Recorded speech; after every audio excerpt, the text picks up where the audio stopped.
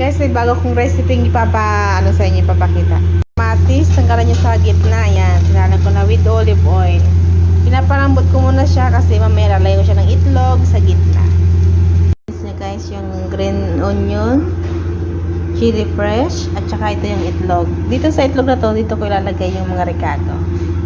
Natin yung chili fresh.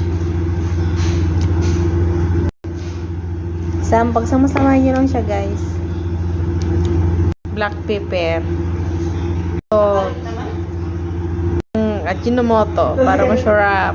Guys, sinix ko lang siya mabuti. Yan. Tapos, ilalagay na siya dito sa kamatis. Yan po.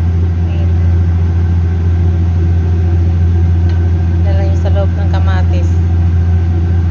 Yan. Yan, ganyan po. Tapos, ilulufer natin siya, guys.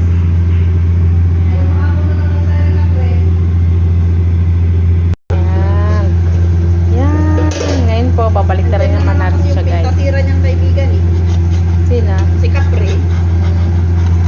Dapat ganito, dapat ganito. Yan. Baliktad niyo lang siya, guys, isa-isa.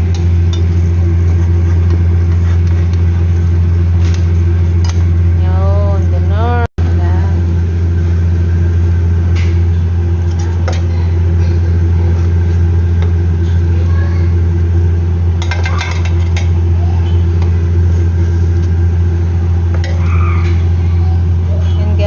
Pagluto na siya, ganyan.